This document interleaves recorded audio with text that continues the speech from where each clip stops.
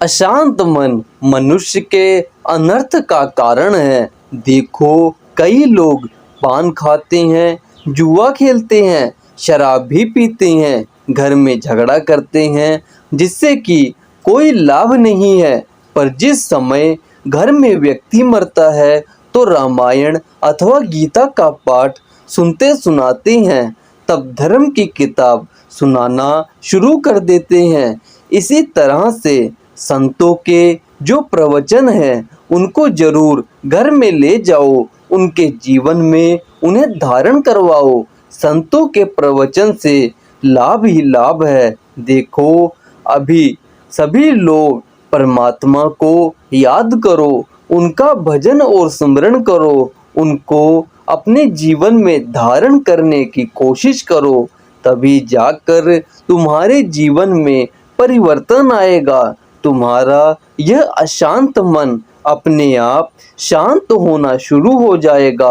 भगवान श्री कृष्ण अर्जुन से कहते हैं, हे अर्जुन, जो इस ज्ञान के बारे में दूसरों तक संदेश पहुंचाता है, उसके प्रति कर्म करता है, वही भक्त मुझे प्यारा लगता है, वही मुझे अच्छा लगता है। इसी तरह से आप लोग बहुत दूर दूर से आए हैं और 2 तो 3 आपके दिन ऐसे ही बीतते चले गए। हमें सत्संग में खुद भी आना चाहिए और लोगों को लाना चाहिए।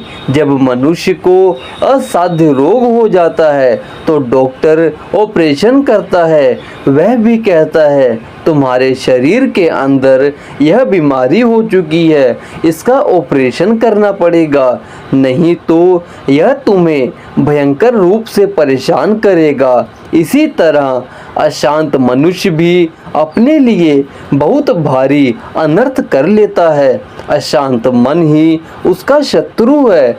जिस तरह से नदी हिमालय पर्वत से बहकर जब समुद्र में मिलती है तब शांत होती है, इसी तरह मन जब तक अपने अंशी से नहीं मिलता, अपने टारगेट से नहीं मिलता, तब तक वह अशांत रहता है। चंचल मन धन में भी शांत नहीं होता और वह परेशान रहता है। यह मन तो भगवान के नाम से ही शांत होगा। मनुष्य सचमुच ही अपने लक्ष्य को जब तक प्राप्त नहीं करेगा उसका मन शांत नहीं हो सकता। हम पत्थर लेकर ऊपर फेंकते हैं, वह भी धरती पर आकर गिरता है, क्योंकि वह पृथ्वी का अंश है। जब तक वह अपने अंशी या अपने मालिक से नहीं मिलता तब तक वह आकाश में नहीं ठहर सकता। इसी तरह से मनुष्य तब तक अशांत रहता है जब तक वह अपने मालिक, अपने लक्ष्य से नहीं मिलता। तब तक अशांत रहता है जब तक वह अपने अंश से नहीं मिलता।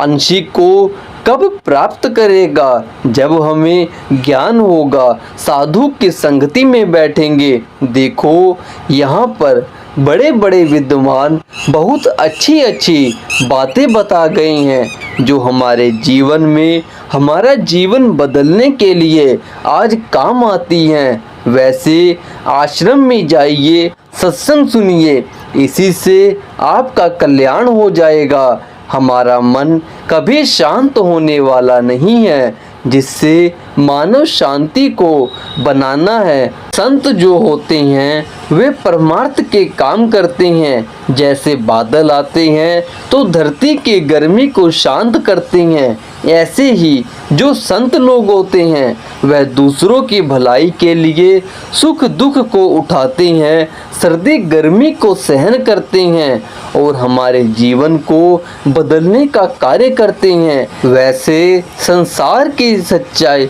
वैसे बहुत से लोग नहीं जानते कि हमें इस जीवन में आने का कारण और रहस्य क्या है। अन्यथा मुट्ठी बांधे आया जगत में हाथ पसारे जाएगा। इस संसार में सभी लोगों ने ऐसे ही चले जाना है, इसलिए ज्ञान को जानो, उसको पहचानो।